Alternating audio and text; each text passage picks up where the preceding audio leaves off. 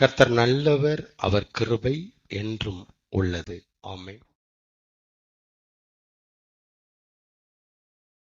சிலர் யாருக்கும் பயப்படாததுனால, எவருக்கும் பயப்படாததுனால, எவனுக்கும் பயப்படாததுனால தைரியமா தப்பு செய்றாங்க. யார் மேலேயும் பயம் கிடையாது, எவனுக்கும் பயம் கிடையாது. யார் மேலேயும் பயம் இல்லாததுனால, எவனுக்கும் பயப்படாததுனால சிலர் தைரியமா தப்பு செய்றாங்க. சரியா? சிலரோ சமாளிக்கும் திறமை இருக்கிறதுனால தைரியமா தப்பு செய்றாங்க.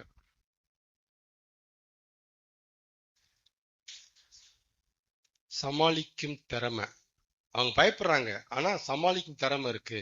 செய், பாத்துக்கலாம், செய், அது சமாளிச்சுக்கலாம். சமாளிக்கும் திறமை இருக்கிறதுனால தைரியமா தப்பு செய்யறாங்க. சிலர் யார் என்ன செய்வான் பாப்பா, நீ செய்டா, எவனுக்கும் பயப்படாதனால தைரியமா தப்பு செய்யறாங்க. இது பிசாசு எந்த கேட்டகரி?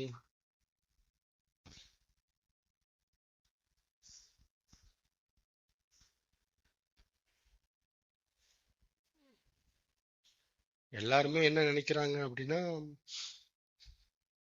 தேவனுடைய வசனத்துக்கு, வார்த்தைக்கு பிசாசு நடுங்குவான்னு நம்பிட்டு இருக்கிறாங்க. தேவனுடைய வசனத்துக்கு வார்த்தைக்கும் பிசாசு நடுங்குவான். வீட்டுல நீங்க வசனத்தை எழுதி போட்டீங்கன்னா பிசாசு அண்டாது. உங்க காம்பவுண்ட் வால்ல தேவனுடைய வார்த்தையை எழுதி போட்டீங்கன்னா பிசாசு அண்டாது அப்படின்னு நம்புறாங்க, நம்ப வச்சிருக்கிறாங்க, நம்புறாங்க. கரெக்டா? கரெக்டா? அது கரெக்டா?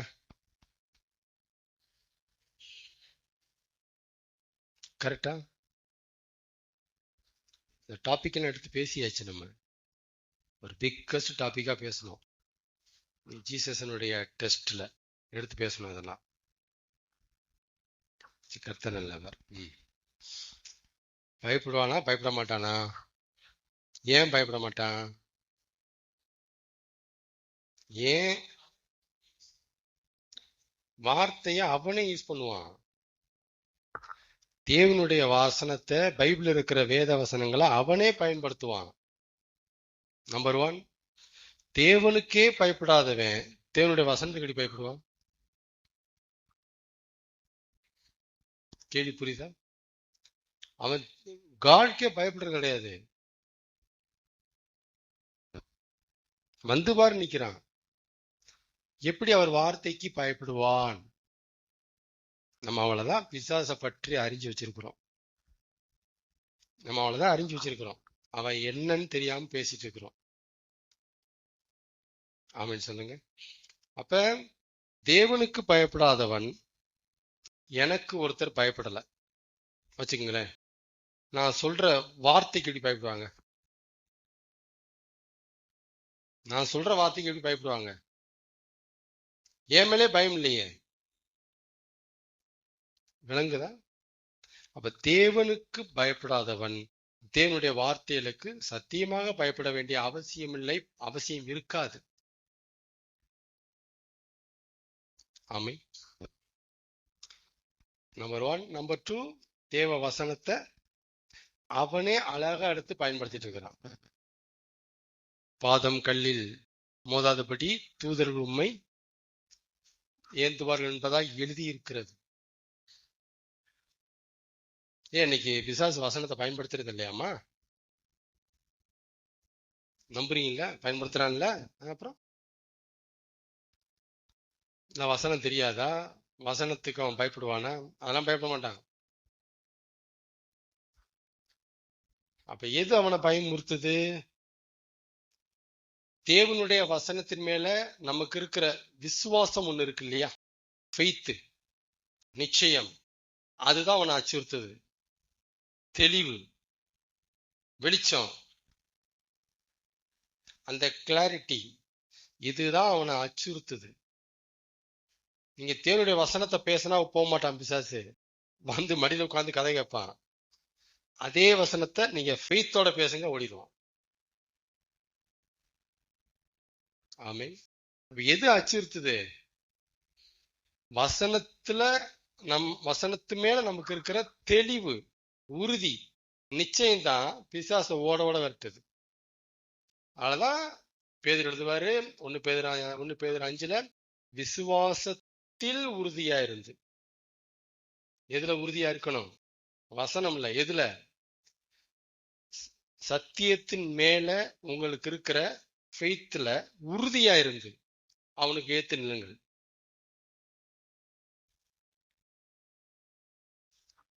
வசனம் காமிச்சால போக மாட்டான். நிறைய மாத்த வேண்டியிருக்கு நம்ம. அதெல்லாம் போக மாட்டான். நீ காமிச்சுதான் பாருங்க, போகவே மாட்டான். அதுல 7 கூட குடைஞ்சி உங்களை நாசம் பண்ணிடுவான். வசனத்தையே 7 வசனமா காமிப்பான். ஒரு வசனத்துக்கு 7 விளக்கம் 8 விளக்கம் காமிப்பான். உங்களை உண்டு பண்ணி போயிடுவான். ஆமே பண்ணிட்டு இருக்கிறான் பிசாசு. தனது புது புது விசுவாசங்களை எப்படி நியூ ப்ராடக்ட் அடிமாங்க இல்லையா, புது புது விசுவாசங்களை தனது வேலையாட்கள் மூலமா கிறிஸ்தவ சந்தையில இறக்கி விட்டுட்டே இருக்கிறான். கிறிஸ்தவமே விழித்திரு, கவனி சொல்ற வார்த்தைய. பிசாசானவன் தனது அண்டர்லைன் தனது புது புது விசுவாசங்கள், இதெல்லாம் அவருக்கு தான் தோன்றுது. புது புது ஐடியாஸ், புது புது அண்டர்ஸ்டாண்டிங், புது புது பாயிண்ட்ஸ், புது புது கருத்துக்கள், புது புது செய்திகள், புது புது விசுவாசங்களை தனது வேலையாட்கள் மூலமா, தமது ஊழியக்காரர்கள் மூலமா, தன்னுடைய பணி ஆட்கள் வழியா, உலகத்துல இல்ல, எங்க? கிறிஸ்தவ சந்தை, கிறிஸ்தவ மார்க்கெட், கிறிஸ்தவ சந்தையில இறக்கி விட்டுக்கிட்டே இருக்கிறான். ஓயல. பவுல் காலத்துல அது நடந்துச்சு.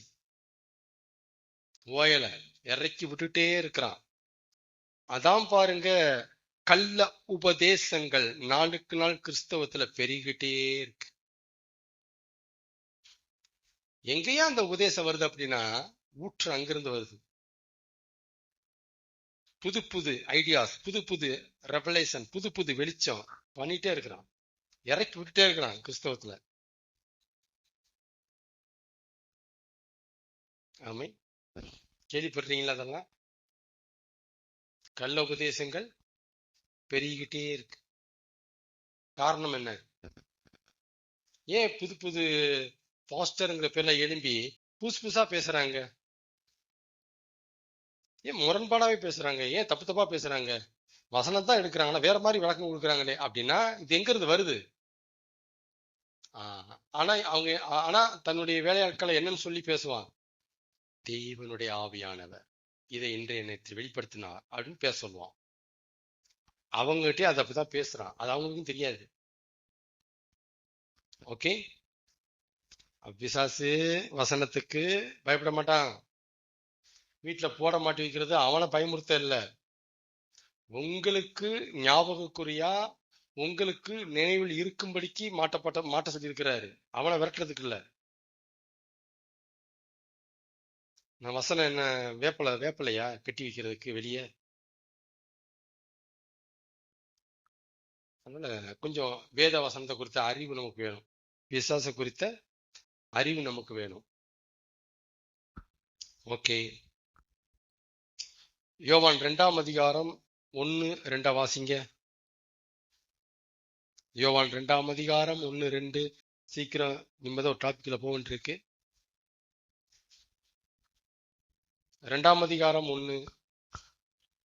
3ஆம் நாளிலே கலிலேயாவில் உள்ள கானா ஊரிலே கல்யாணம் நடந்தது.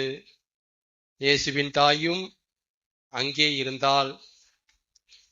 இயேசுவும் அவருடைய சீசரும் அந்த கல்யாணத்துக்கு அழைக்கப்பட்டு இருந்தார்கள். அப்பொழுது திராட்சரசம் குறைபட்டுச்சு. எல்லாம் வருதா? அப்படி வரும்போது மரியாள் ஒரு வார்த்தை சொல்லுவாங்க. என்ன சொல்லுவாங்க? மரியாள்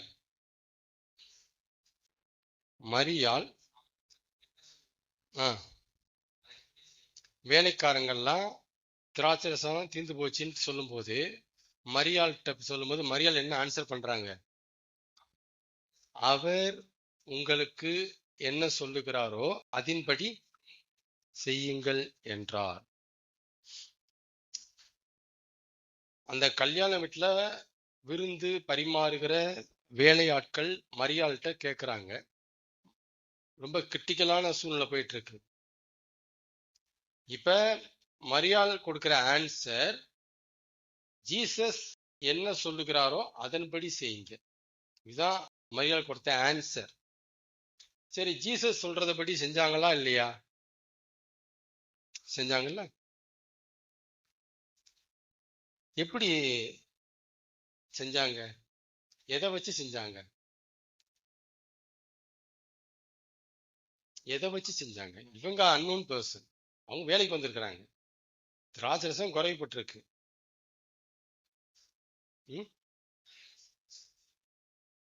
மரியாள் சொல்றா ஜீசஸ் சொல்றபடி செய்யுங்கன்ட்டு.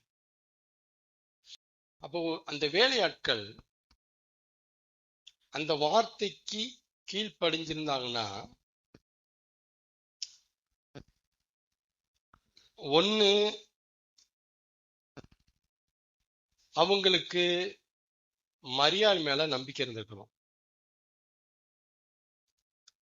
மரியாள் மேல நம்பிக்கை இருந்திருக்கணும். மரியாளை நம்பாம மரியாள் சொல்ற வார்த்தையை நம்ப மாட்டாங்க. இல்ல அப்படின்னா மரியாள் கை காமிக்கிற இயேசு மேல நம்பிக்கை இருந்திருக்கணும். நேரடியா அவர் மேலே நம்பிக்கை இருந்திருக்கணும். இல்ல இல்ல, நான் உங்களை நம்புறேன் தான், நான் அவங்க சொல்றபடி கேட்கறேன்னு போயிருப்பாங்க. அப்ப ஜீசஸ் மேலேயாவது மரியாள் மேலேயாவது இவங்களுக்கு நம்பிக்கை இருந்தா மட்டும்தான் 6 கற்சாடிகள் எடுத்து வந்து என்ன செய்வாங்க? தண்ணிய நிரப்பியிருப்பாங்க. சும்மாலாம் பண்ண மாட்டாங்க. அடுத்த போயிருவாங்க. ஆமேன். அப்ப அவங்க ஜீசஸ் சொன்னபடி செஞ்சதுக்கும் ஜீசஸ் சொல்றபடி செய்யுங்கன்ட்டு மரியாள் சொன்னதுக்கு கீழ்ப்படிஞ்சதுக்கும் என்ன காரணம்? நம்பிக்கை. ரொம்ப சைலண்டா ஒர்க் பண்ணியிருக்காங்க. மூச்சு விடாம வேலை, சத்தம் போடாம அங்க வேலை காமிச்சிருக்கு. நம்பிக்கை. ஆமென். கர்த்தர் நல்லவர். முயற்சி இருந்தால் எதுவும் சாத்தியம். முயன்றால் கூடாதது எதுவும் இல்லை. முயற்சி திருவினையாக்கும். முயற்சி செய்கிறவனுக்கு வானம் கைவசமாகும். முயற்சி இருக்கிறவனுக்கு எல்லாம் சாத்தியம். முயற்சி இருந்தால் எல்லாம் கூடும். முடியுமென்று உன்னை நம்பும் நீ, விடியுமென்று விண்ணை நம்பும் நீ, முடியுமென்று உன்னை நம்பு. Okay okay.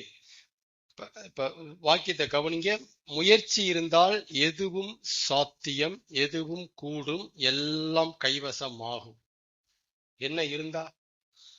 முயற்சின்னு ஒண்ணு இருந்தா போதும். எஃபோர்ட் ஒண்ணு இருந்தா போதும்.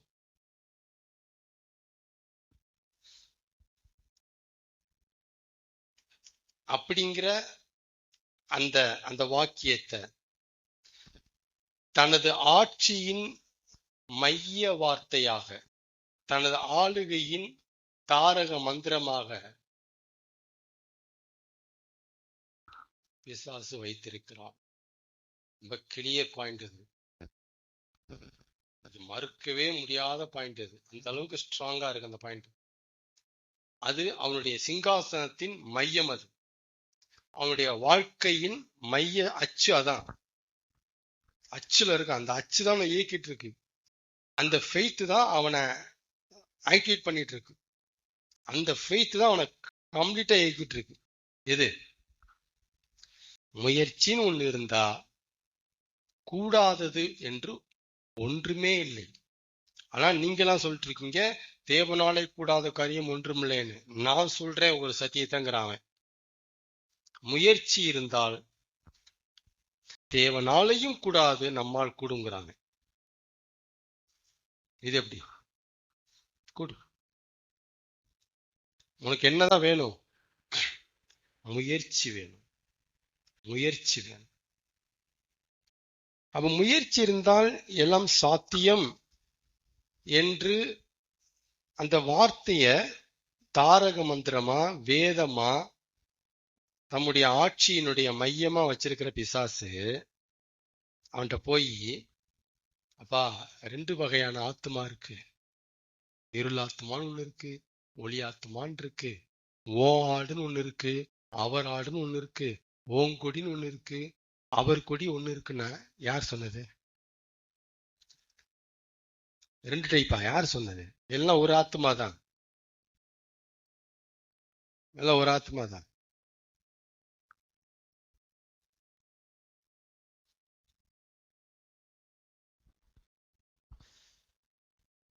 இதை சொன்னா ஒத்துக்க மாட்டான். எல்லாம் ஒரு ஆத்மா தான் இருக்கு, முயற்சி இருந்தா ஓகே, இல்லைன்னா விளங்காது, அவ்வளவுதான் அப்படிங்கிறது மாட்டான். 2வது, அவர் ஆடுகளை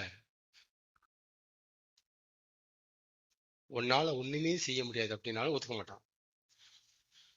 நெக்ஸ்ட் பாயிண்ட், அவர் ஆடுகளை, அவர் ஆத்துமாக்களை, அவர் ஜனங்களை, அவர் ஆட்களை, அவர் கொடிகளை உன்னால ஒண்ணுமே செய்ய முடியாது அப்படின்னாலும் வந்துட்டான் பாரு பேசுறதுக்கு.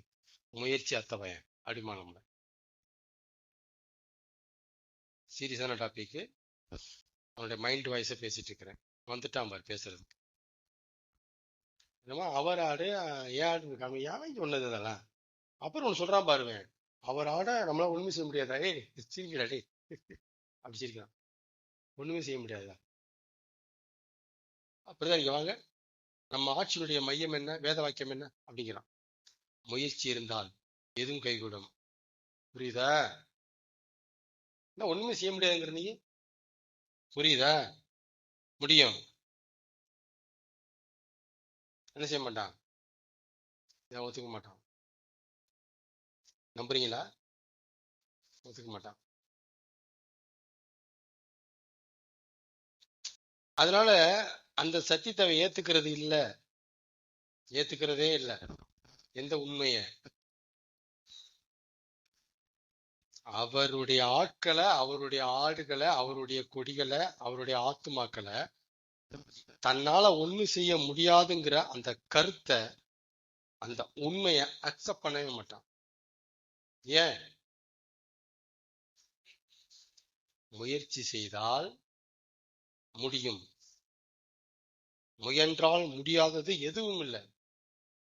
இது அச்சு, இந்த அச்சுல தான் சொல்லிட்டு இருக்கான், சொல்லிட்டு கொண்டு திருறான் அப்படி.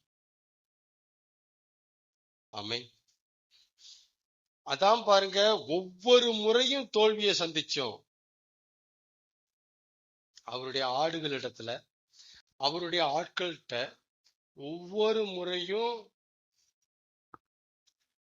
தோல்விகளை சந்திச்சோம், ஃபெயிலியர் சந்திச்சோம். நம்பிக்கை கைவிடாம தொடர்ந்து முயற்சி பண்ணிட்டே இருப்பான். தொடர்ந்து முயற்சி பண்ணுவான். டைம் பாஸ் பண்றதுக்கு இல்ல, ஆண்டவர் சொல்றாரு சோதிக்கணும் அப்படிங்கிறதுக்காகவும் இல்ல, விடாம ட்ரை பண்ணுவான். தோத்துட்டோம், அடிச்சோம், பவுல ஆளை வச்சு அடிச்சோம், ரோட்ல செத்துட்டான் அப்படி பார்த்தா பவுல் மறுபடியும் எழுந்து படத்துல போயிருப்பாரு. விடுவானா? அடுத்து வருவான். எப்படி? அவன் முயற்சியினால் எல்லாம் கூடுங்கிறத சத்தியங்கிறான், ஆனா அவர் ஆடுகளை ஒண்ணுமே செய்ய முடியாதுங்கிறத பொய்யுங்கிறான். ஏன்னா அத சத்தியங்கிறதுனால அது பொய்யா தெரியுது. ஆமை. அதான் முயற்சி பண்ணிட்டே இருக்கிறான். என்ன செஞ்சும் பிசாசால யோபா ஒண்ணுமே செய்ய முடியல. நம்புறீங்களா? அவன் என்னென்னமோ செஞ்சு பார்த்தான். யோப உயிரை மட்டும் எடுக்கக்கூடாதுங்கிறது உத்தரவு. அதை தவிர்த்து என்னென்னமோ உடல் ரீதியா மன ரீதியா என்னென்ன டார்ச்சர் பண்ண முடியுமோ அவனுடைய கலைகள் எல்லாம் அங்க விட்டான், கலைகள் எல்லாம் கையாண்டான். என்ன செஞ்சும் ஒண்ணு செய்ய முடியல. யோப என்ன செஞ்சும் பிசாசால ஒண்ணுமே செய்ய முடியல என்பதே யோபை குறித்த விஷயத்துல பிசாசை பற்றிய நமது சாட்சி. யோபை குறித்த அந்த பாடத்துல, யோபை குறித்த அந்த வாழ்க்கையில பிசாசை குறித்த நம்முடைய சாட்சி. என்னென்னமோ பண்ண, என்னடா பண்ண முடிஞ்சிச்சு? இந்தா போயிட்டானே, ஜெயிச்சிட்டானே யோபு. கொன்று போட்டாலும் நம்பிக்கையா இருப்பேன்னு சொன்னான்ல, என்ன என்ன செஞ்சு என்ன செய்ய? ஒண்ணுமே செய்ய முடியலையேப்பா. இதான் என்னது? யோபுவின் வாழ்க்கையில பிசாசை குறித்த நம்முடைய சாட்சி. ஒண்ணும் செய்ய முடியல. ஆமென். ஆனா இதையும் ஏத்துக்கிறது இல்ல. என்ன செய்யறது இல்ல? ஏத்துக்கிறது இல்ல. நம்ம இப்படி சாட்சி சொல்லிட்டு இருக்கிறோம். அவன் நம்ம சொல்றான், கர்த்தர் மட்டும் இடையில வராம இருந்திருந்தா கண்டிப்பா அவனை நானு ஜெயிச்சிருப்பேன். சும்மா அவசரப்பட்டு வந்துட்டாரு. கரெக்டா அப்படியே நான் கொண்டு வந்துட்டே இருந்த வழிக்கு வந்துட்டேன். என் திட்டம்லாம், என் முயற்சி எல்லாம் அவர் தான் பண்றாரு, வேஸ்ட் பண்றாரு. நான் ஜெயிச்சிருவனா? முயற்சி ஜெயிக்குங்கிற வார்த்தை உண்மையாயிருமா? கரெக்டா வந்துடுறாரு. சும்மா இருக்கு சொல்லு, நான் முடிச்சு காட்டுறேன். இதுதான் யோபை குறித்த காரியத்துல பிசாசினுடைய சாட்சி. அவன்கிட்ட கேட்டா இப்படி சாட்சி சொல்லுவான், நம்மளை கேட்டா இப்படி அப்படி சாட்சி சொல்லுவான். ஒண்ணுமே செய்ய முடியலையே. நம்மளை கேட்டா, அவனை கேட்டா உனக்கு விஷயம் தெரியுமா? கரெக்டா கொண்டு வந்துருந்தேன், வந்துட்டார்ல இடையில. யார் வர சொன்ன? யார் வர சொன்னானு?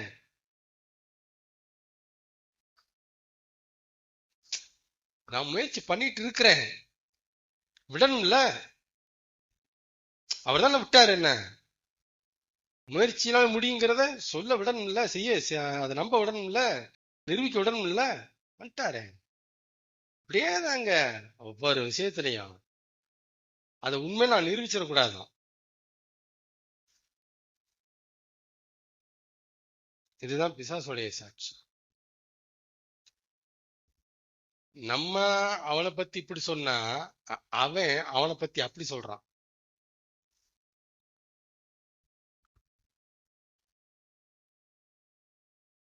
நான் கர்த்தருக்கு தெய்வம் சொல்லிட்டு இருக்கிறாரு. நான் அவரை எதுக்குத்தான் இங்க முயற்சி பண்ணிட்டு இருக்கிறேன், முயற்சி பண்ணிட்டு இருக்கிறேன். கடவுள் ஆகிட்டு பண்ணிட்டு இருக்கிறேன். நானு கடவுள் ஆகிட்ட பண்ணிட்டு இருக்கிறேன். கடவுள் ஆயிடுவேன். அதுக்குள்ள எனக்குள்ள சக்தி வர்றதுக்குள்ள அவர் உள்ள நுழையக்கூடாதுல்ல. நீ கேட்ட கேள்விக்கு பதில், உள்ள நுழையக்கூடாதுல்ல. அவரை மாதிரி சக்தி அடைஞ்சதுக்கு அப்புறம் வர சொல்ல பாத்துருவான். என்ன பயம் உடனே வந்துகிட்டு? இதான் தேவனுக்கு பயப்படாதவன்.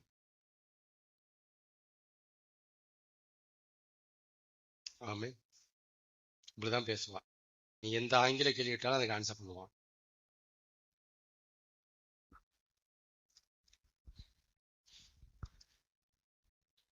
பிசாசால என்னைய ஜெயிக்க முடியாது. முடிக்க போறான். பிசாசால என்னைய ஜெயிக்க முடியாது. பிசாசால என்னைய ஜெயிக்க முடியாது அப்படின்னு நான் நம்புறதுனாலதான், அப்படின்னு நான் நம்புறதுனாலதான். அப்படி நம்பினாத்தான் அவனால என்னைய ஜெயிக்க முடியாம போகும். ஒத்துக்கிறீங்களா? ஒத்துக்கிறீங்களா இல்லையா? இந்த கேள்வி பதில் சொல்லுங்க, முடிச்சிருவோம். பிசாசால என்னைய ஜெயிக்க முடியாது, முட்டியவே முடியாது அப்படின்னு நான் நம்புறதுனாலதான். அப்படின்னு நம்பினாத்தான் பிசாசால என்னைய ஜெயிக்க முடியாம போகும். ஒருவேளை நான் நம்ப விட்டுட்டேன், அப்படியே முடிஞ்சு என்னை தூக்கி சாப்பிட்டுருவான். Correct or wrong? Right or wrong answer பண்றது யாரு? இந்த சென்டென்ஸ் எல்லாம் கவனிங்க. நம்ம எல்லாருமே புரிஞ்சு வச்சிருக்கிற காரியம் இது. இப்படிதான் புரிஞ்சு வச்சிருக்கிறோம். நீ எப்படி எப்படி நீங்க உங்களை நம்பணும்? பிசாசால என்னை ஜெயிக்க முடியாது அப்படின்னு நம்பணும். நம்பணும். என்னை ஜெயிக்க முடியாது. நீங்க நம்பணும் பிரதர். நீங்க அப்படி நம்பினாத்தான் அவனால உங்களை ஜெயிக்க முடியாது. உங்கள்ட்ட அந்த விசுவாசம் இல்லைன்னு வச்சுக்கோங்களேன், நீங்க இப்படி நம்பலன்னு வச்சுக்கோங்களேன், உங்களை ஜெயிச்சுட்டு போயிடுவான். நீங்க நம்புங்க, வாயில அறிக்கை எடுங்க, நம்புங்க நம்புங்க, இப்படி நம்புங்க, திரும்ப திரும்ப சொல்லுங்க, நம்புங்க.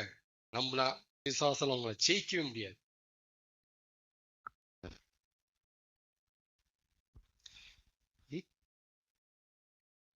ஏன் ராங்கும் கேட்டா பதில் இருக்கா? பதில் இருக்கா?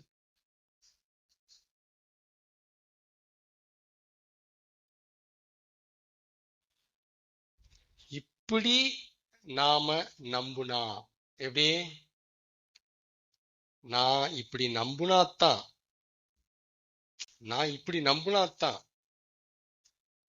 பிசாசால என்னை ஜெயிக்க முடியாது. ஒருவேளை அப்படி நம்பாம போயிட்டேன், வார்த்தையில கவனிங்க, நான் அந்த பாயிண்ட்ல பேசல, இது வேற பாயிண்ட்ல பேசுறேன். இப்படி நான் நம்ப விட்டுட்டேன், ஒருவேளை ஜெயிச்சிருவான். அதனால நான் அப்படி நம்புறது எனக்கு அவசியம் அப்படின்னு நீங்க இப்படி நம்புனா, அப்படி நம்புறது கஷ்டம். அதை விசுவாசிக்கிறது ரொம்ப சவால். அந்த விசுவாசத்தை நீங்க மெயின்டைன் பண்றதே சவால். நம்புண்டா அப்படியே ஜெயிச்சிட்டு போறான் அவன் பாட்டுக்க. நம்பு, அடிக்கடி சொல்லி ஆப்படுத்து, நம்ப. அதை ஜெயிக்க மாட்டான் முடியாது, ஜெயிக்க முடியாது.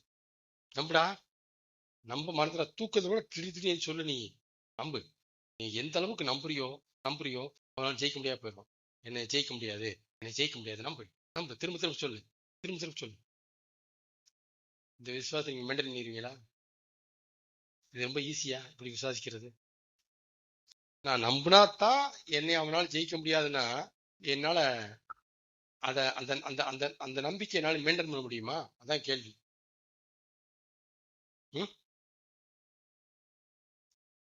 ஒரு படம் சொல்லி முடிப்போம்.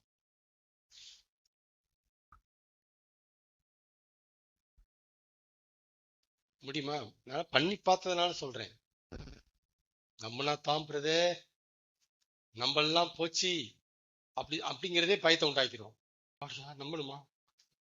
நம்ப முடியாம சொன்ன தவிக்கிறனே, நம்பணும் போலயே, ஜெயிச்சிருவான் போலயே, நம்பணுமே.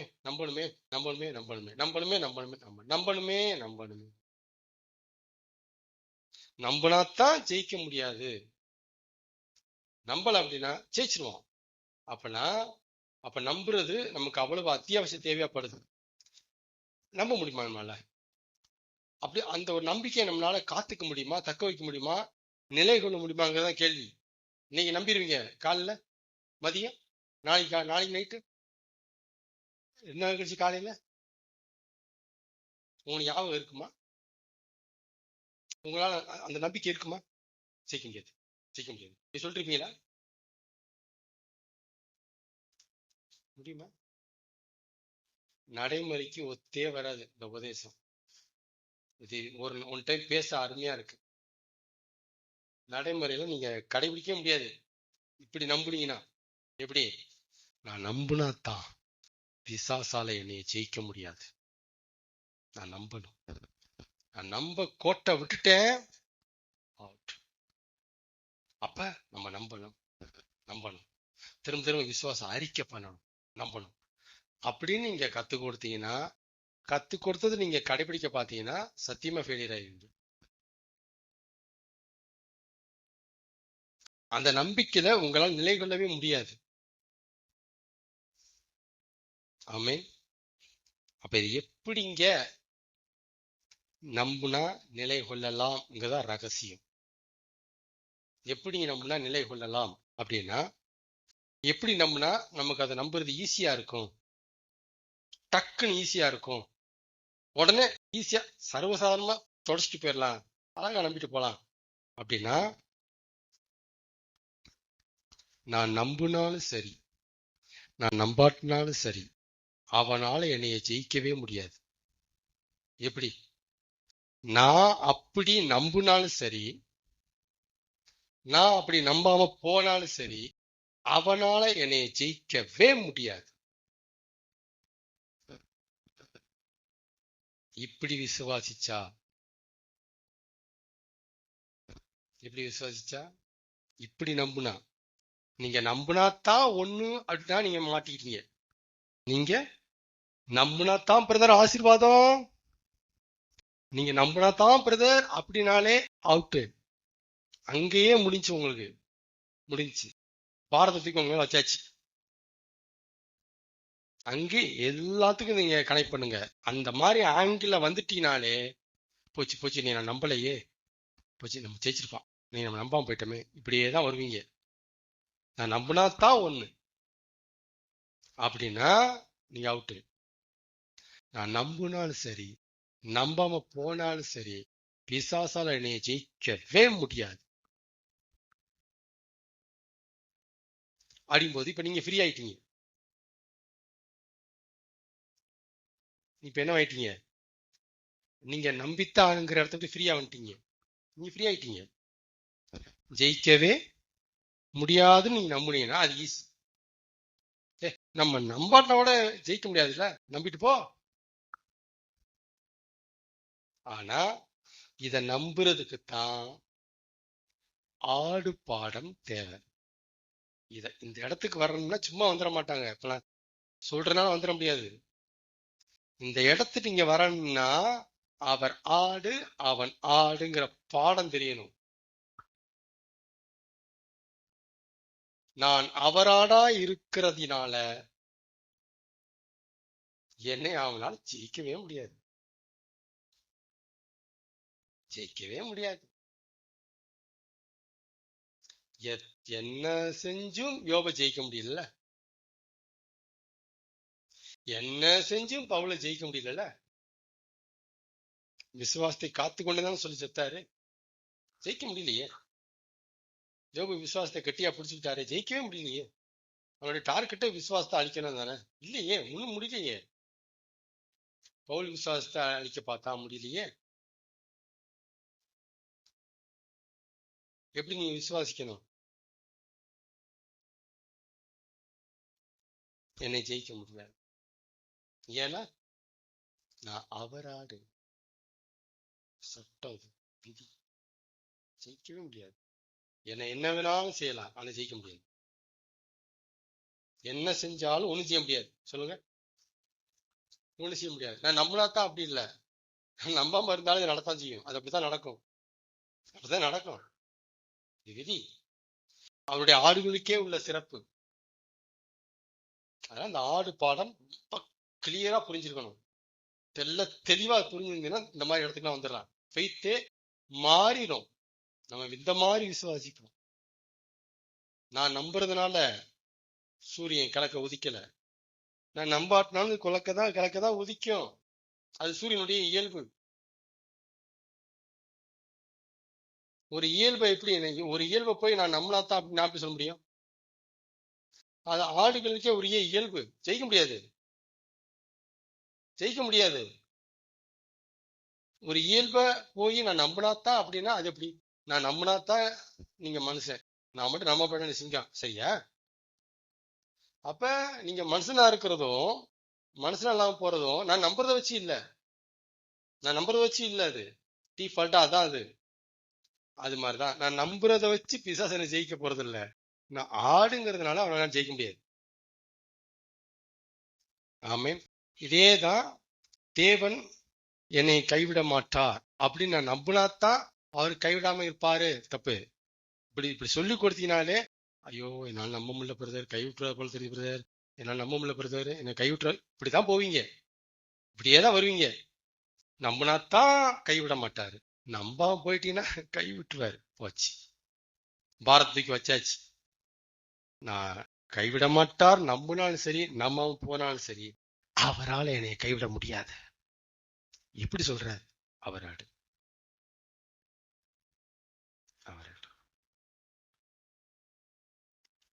இந்த ஆடு படம் அவ்வளவு சப்போர்ட் பண்ணும் இந்த விசுவாசத்துக்கு. புரிஞ்சு போச்சுன்னா சூப்பர் ஃபெய்த் அப்படி கிரியேட் ஆகும். அவராடு கைவிட்டுருவாரு, விட முடியாதப்பா. நான் என்ன சொல்றேன், அவராலே முடியாத ஒண்ண நீ ஏன்டா பிசாசிட்ட ஓதிட்டு இருக்கிற? இதான் கேள்வி, என்னுடைய கேள்வி. நீ ஏன் ஓதிட்டு இருக்கிற? நான் சொல்றேன், அவர் சொல்றாரு என்னால சாக முடியாதுன்ட்டு. ஏய், அவரால சாக முடியும், செத்துருவாரு. டேய், அவரால சாக முடியாதுடா, செத்துருவார். ஆடா, அது இயல்புடா. அவரால் சாக முடியாது. அது எப்படியோ அவருடைய ஆடுகளை அவர் கைவிட முடியாது. இது இயல்பு. இதுவும் மாறாது, அதுவும் மாறாது. அவரால் முடியாத ஒன்னதான் இப்படி செஞ்சுட்டா பாத்துரு, அப்படி செஞ்சுட்டா பார்த்து நம்மளை பயமுறுத்திட்டே இருப்பான். கைவிட்டுற போறாரு, கைவிட்டுற போறாரு. என்னடா இது? நான் ஒரு ஆடு, கைவிட மாட்டாரு. நான் ஒரு ஆடு, விசுவாசத்துல என்ன ஜெயிக்க முடியாது. யோவான் 10ஆம் அதிகாரம் இவ்வளவு ஆழங்களை கொண்டிருக்க அந்த அந்த அதிகாரம் ரொம்ப ஆழமான அதிகாரம். இன்னமும் வந்துகிட்டே இருக்கு, சுரந்துட்டே இருக்கும் அங்க இருந்து. அதனால அவர் ஆடு பாடங்கிறது என்னமோ நாலேஜ் பாடம் கிடையாது. அது அந்த அளவுக்கு பிசாசை ஏத்து நிக்கிற பாடம். அந்த அளவுக்கு தேவனையே முடியாத ஆண்டவரை எப்படி கேட்க முடியும்? இப்படி கேட்க வைக்கிற பாடம் அது. எப்படி முடியும்? முடியாது. என்னை கைவிடவங்களால முடியாது. நான் நம்புறதுனால இல்ல, நான் உங்க ஆடு. கைவிட மாட்டீங்க நம்புறதுனால நீங்க கைவிடாம இருக்க போறது இல்ல. நான் உங்க ஆடு. உங்களால கைவிட்டவே முடியாது. அது உங்க ஆடு. அது உங்களுக்கு பின்னால வந்திருக்கிற ஆடு. ஐயோ, டபுள் ஸ்ட்ராங், டபுள் சீல் அடிக்கிறீங்க, வாய்ப்பே இல்லாண்டவர் ஓவர். அப்ப இந்த மாதிரி ஃபெய்த் தான் நடையில ஒரு தைரியம், எடுக்கிற முடிவுல ஒரு ஸ்ட்ராங், எடுத்து வைக்கிற ஸ்டெப்ல ஒரு தெளிவு. அதெல்லாம் ஃபெய்த்துடைய உச்சக்கட்டம். நம்பினாத்தான் ஒண்ணுங்கிறது அறவரை, நம்பாட்டினாலும் அப்படிதாங்கிறது உச்சக்கட்டம், மேக்சிமம் பயிற்சி. இதுக்கு மேல எப்படி விசுவாசிக்கிறது? ஓவர். இந்த ஃபெய்த்த ஆண்டவர் கத்துக் கொடுக்கிறார் நமக்கு. இதாண்டா மேக்சிமம் லெவல் ஃபெய்த். இங்க வா, நீ அதுல இருக்காத. நீ நம்பாட்டினாலும் அப்ரகாம், நீ ஈசாக்கு உனக்கு பிறப்பாங்கிறத நம்பாட்டினாலும் உனக்கு பிறப்பான்டா. நீ நம்பாம இஸ்மாயில பத்தாலும் ஈசாக்கு வருவான்டா. இத புரிஞ்சுச்சா? எல்லாம் புரிஞ்சு போயிடும். வருவான்டா ஈசாக்கு. என்னுடைய ப்ராஜெக்ட் வருவான்டா அவன். ஈசாக்கு வரணும், யாக்கோப்பு வரணும், 12 கோத்திரம் வரணும், அங்கிருந்து மோசே வரணும், யோசுவா வரணும், ஜீசஸ் வரணுமாடா. ப்ராஜெக்ட் அது. நீ இஸ்மாயில் இடையில பார்த்தா எனக்கு என்னடா? ப்ராஜெக்டா பத்தியா? நீ இஸ்மாயில பத்திட்ட, நான் ஈசாக்க கொடுக்கலாம்னு நினைச்சேன், நீ நம்பாம போயிட்டியா? அப்படியே போனாரு. இதான் அந்த ப்ராஜெக்ட புரிஞ்சுக்குங்க. அது எல்லாத்தையும் மீறுவாரு. உங்களை என்ன பார்க்க மாட்டாரு. ப்ராஜெக்ட்லயே கவனமா இருந்து போயிட்டே இருப்பாரு, முடிச்சுட்டு போயிட்டே இருப்பாரு. அவருடைய கவனம் எல்லாம் அந்த ப்ராஜெக்ட் முடிச்சிருவாரு. ஆமே.